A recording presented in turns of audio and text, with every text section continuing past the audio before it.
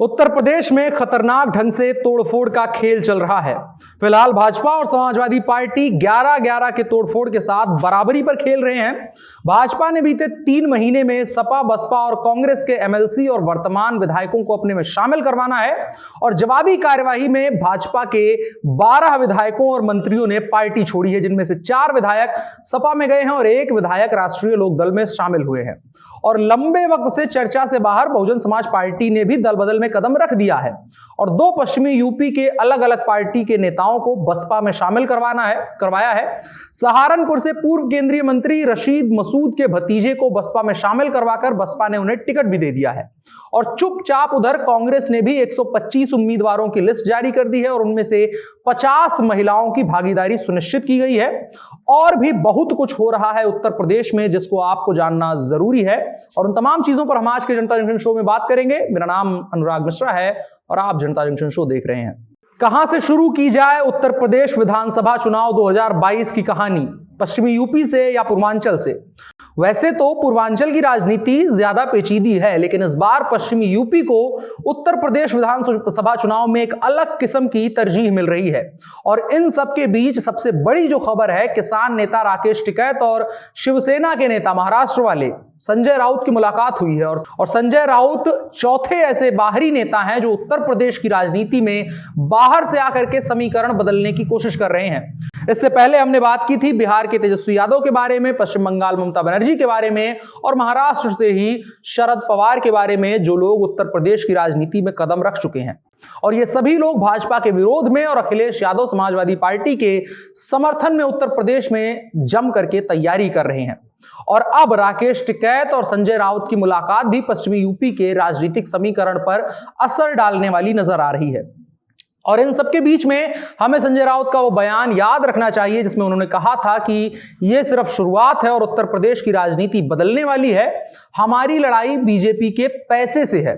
शिवसेना आम जनता की पार्टी है। हम लोगों से कहना चाहते हैं कि भाजपा के पैसे के लालच में ना पड़े। शिवसेना उत्तर प्रदेश के 50 सीटों पर चुनाव लड़ेगी और तस्वीर बदल देगी।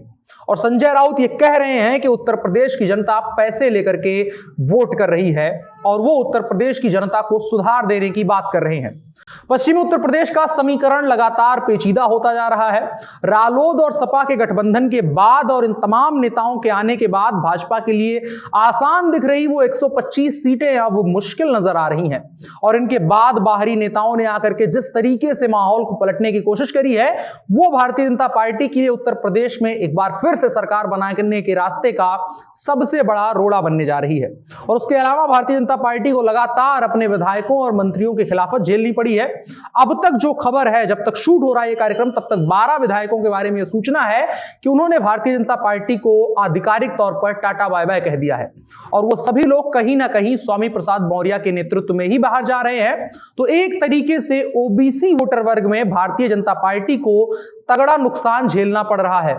और इसके अलावा खबर यह भी है कि यूपी सरकार में मंत्री धर्म सिंह सैनी ने भी मंत्रिमंडल से इस्तीफा दे दिया है। आपको बताएं, ओबीसी वर्ग की हिस्सेदारी उत्तर प्रदेश में 45% के आसपास है और स्पष्ट रूप से यह कहा जाता है कि ओबीसी वोटर वर्ग जिसके पास चला जाता है, उत्तर प्रदेश में उसकी सरकार लगभग बनने की स्थिति में आ जाती है। और अगर थोड़ा सा भी उसे समर्थन ब्राह्मण, ठाकुर या मुस्लिम में से एक का भी मिल गया तो वो आसानी से उत्तर प्रदेश में पूर्ण बहुमत की सरकार बनाने की स्थिति में आ जाएगा। पिछले 15 वर्षों का राजनीतिक समीकरण यही कहता है। पहले मायावती, फिर अखिलेश यादव और उसके बाद भारतीय जनता पार्टी और योगी आदित्यनाथ की सरकार बनने में ओबीसी वोटर वर्ग का सबसे बड़ा योगदान माना गया है। और अब कहीं ना कहीं ऐसे भाजपा नेता भाजपा को छोड़ करके जा रहे हैं जो पहला तो ओबीसी वर्ग के नेता थे, दूसरा वो 5 साल पहले या तो बसपा छोड़कर भाजपा में आए थे या सपा छोड़ करके भाजपा में आए थे और उसके बाद उनका मोहभंग हो गया है। अब इस मोहभंग के लिए 2 तर्क दिए जा रहे हैं। पहला, भाजपा के लोग कह रहे हैं कि वो लोग अपने 5 साल में कुछ अच्छा काम नहीं किए हैं और उनकी विधानसभा में उनको लेकर के पार्टी कार्यकर्ताओं और वोटरों में काफी नाराजगी है, जिसकी वजह से उनका टिकट कटने की पूरी संभावना संभावना है और इसीलिए वो पार्टी छोड़ करके किसी और जगह से टिकट लेने की कोशिश कर रहे हैं।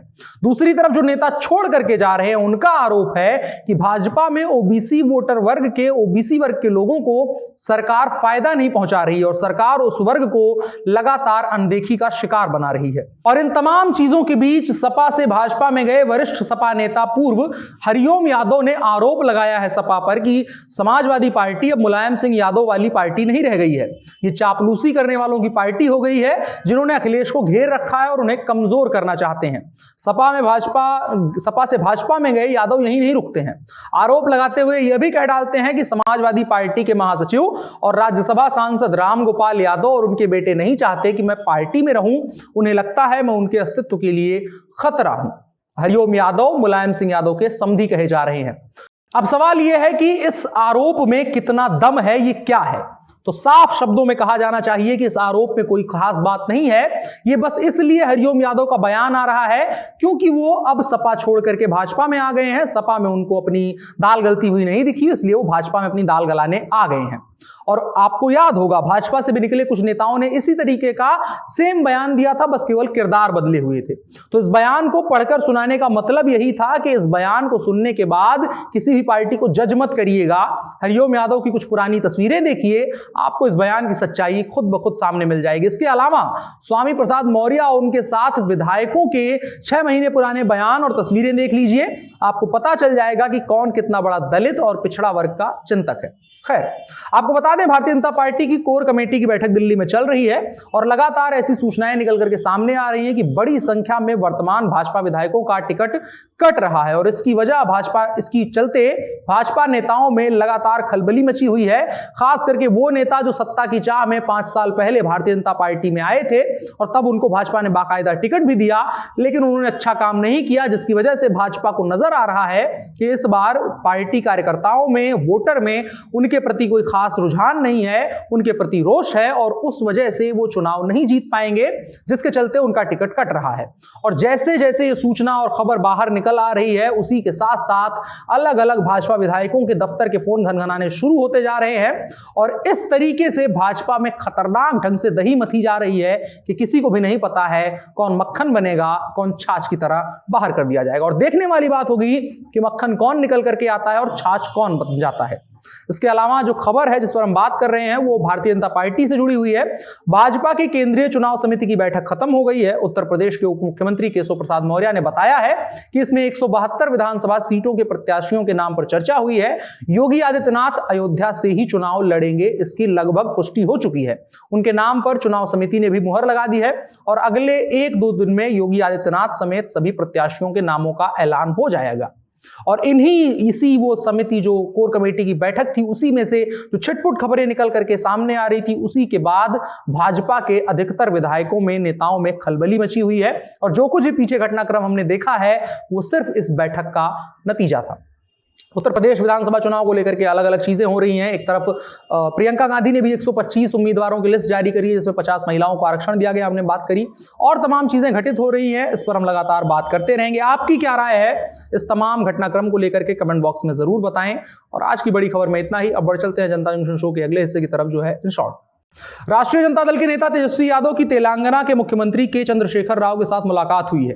तेजस्वी यादव अपने पार्टी के नेताओं की एक टीम के साथ स्पेशल फ्लाइट से हैदराबाद पहुंचे थे। के चंद्रशेखर राव और तेजस्वी की इस मुलाकात को गैर भाजपा और गैर कांग्रेस दलों को एक साथ लाने के प्रारंभिक प्रयास के तौर पर देखा जा रहा है। उत्तर प्रदेश में भी कमोवेश यही हो रहा है।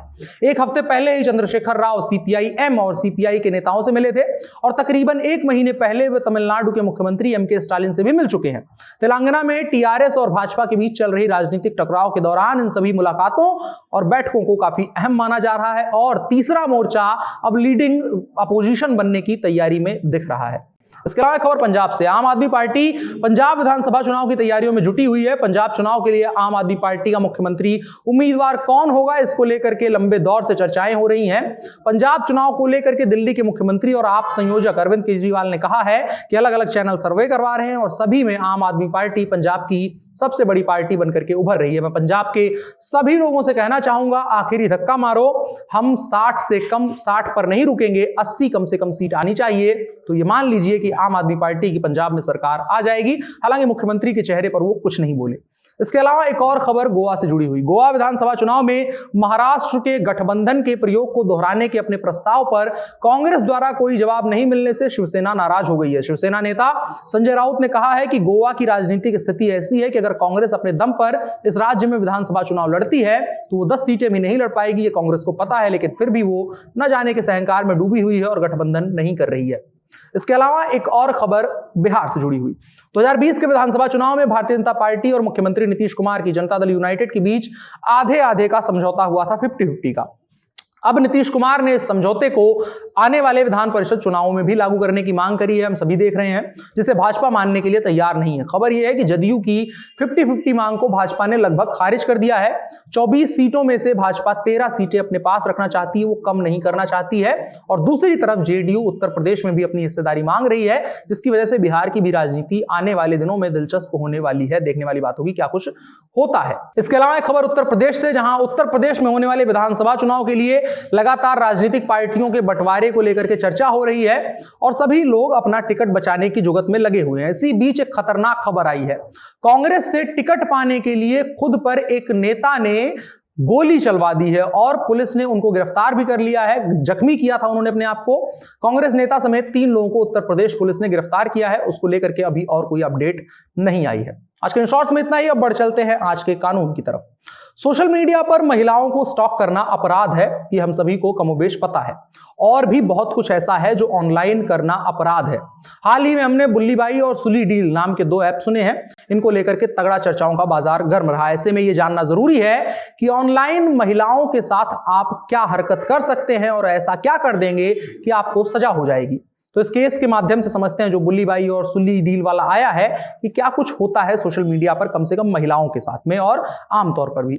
जब इसमें पीड़ित महिलाओं ने पुलिस में शिकायत करी तो आईपीसी की धारा 153A, 153B, 295A, 354D, 509 और 500 के तहत केस दर्ज किया गया था और साथ ही आईटी एक्ट की धारा 67 भी एफआईआर में लगाई गई थी। अब ये जरूरी होता है कि जो गिनती वाली धाराएं हैं कहती क्या है उसी को समझने की कोशिश करते हैं। सबसे पहली धारा है 153A। इसमें है धर्म के आधार पर 2 समुदायों के बीच सोशल मीडिया पर शत्रुता को बढ़ावा देने का अपराध। इसके तहत 3 साल की कैद और जुर्माने का प्रावधान है। इसके अलावा 153B क्या कहती है? राष्ट्रीय एकता पर प्रतिकूल प्रभाव डालने का अपराध के तहत 3 साल की कैद या जुर्माने का प्रावधान है। इसके अलावा 295A क्या कहती है? यह धार्मिक भावनाओं को आहत करने के इरादे से जानबूझकर या दुर्भावनापूर्ण काम करना कहती है, उसके तहत सजा होती है और 3 साल की कैद और या जुर्माने का प्रावधान है। इसके अलावा 354D, उसमें है अगर कोई पुरुष इंटरनेट पर किसी दूसरे इलेक्ट्रॉनिक संचार के जरिए किसी महिला को मॉनिटर या स्टॉक करता है तो यह अपराध है। इसके तहत पहली बार में 3 साल की कैद और जुर्माना और दूसरी बार में 5 साल की कैद और जुर्माने की सजा का प्रावधान है। इसके अलावा धारा 500, किसी व्यक्ति की मानहानि करने का अपराध है ये। इसके तहत 2 साल की कैद होती है या फिर जुर्माना या फिर दोनों सजाएं भी हो सकती हैं। इसके अलावा धारा 509, इसमें कहता है कि शब्द, इशारे या किसी और तरीके से किसी महिला के शील को भंग करना, उसकी निजता का हनन करना। इसके तहत 3 साल की कैद या जुर्माना या फिर दोनों सजा का प्रावधान है। इसके तहत शील भंग करने का मतलब होता है उसकी प्राइवेसी को खतरा करना, उसकी इज्जत पर कोई चीज आक्षेप लगाना, ये तमाम चीजें। इसके अलावा धारा 67 जो आईटी एक्ट का है, उसके तहत इलेक्ट्रॉनिक रूप से अश्लील सामग्री को प्रकाशित करना या प्रसारित करने का अपराध होता है ये। इसके तहत पहली बार में 3 साल की कैद है या 5 लाख का जुर्माना है या दोनों है और दूसरी बार में 5 साल की कैद और 10 लाख का जुर्माना है या फिर दोनों है, दोनों सजाओं का प्रावधान है। तो अगर आप सोशल मीडिया इस्तेमाल करते हैं तो इन धाराओं और सजाओं को याद रखिए और ध्यान रखें कि आपका किया करा हुआ कभी भी इस धारा के अंतर्गत, इस दायरे में नहीं आना चाहिए। आज के कानून के हिस्से में इतना ही। बढ़ चलते हैं कार्यक्रम के आखिरी हिस्से की तरफ जो है नसीहत। महर्षि वेदव्यास का कहना है, हालांकि पुष्टि नहीं है लेकिन बात सौ आने सच है तो बता देते हैं। वो कहते हैं कि जो वेद और शास्त्र के ग्रंथों को याद रखने में तत्पर हैं किंतु उनके यथार्थ तत्व को नहीं समझता है, उसका कुछ भी याद रखना व्यर्थ है। सरल सा शब्द है, सरल सा मतलब है कि आप किताबें तमाम पढ़ सकते हैं, आप तमाम साहित्य पढ़ सकते हैं, लेकिन अगर आप उसे जीवन में नहीं उतार रहे हैं तो वो सब कुछ याद करना, रटना रटाना व्यर्थ है। तो जीवन में उतारिए, आगे मौज करिए। आज के जनता जंक्शन शो में इतना ही। फिलहाल के लिए हमें दीजिए इजाजत, कल फिर मुलाकात होगी, तब तक के लिए ख्याल रखिए। ये जनता जंक्शन शो है, रोज 9 बजे हम देश, दुनिया और बिहार और आसपास के राज्यों की बड़ी खबरों पर विस्तार से बात करते हैं और तमाम चीजों पर भी बात करते हैं। अपनी राय कमेंट बॉक्स में बता सकते हैं और साथ ही साथ इस वीडियो को शेयर भी कर सकते हैं। मेरा नाम अनुराग मिश्रा है, आप जनता जंक्शन देख रहे थे। कैमरे पर मेरे साथ ओम प्रकाश थे। शुक्रिया।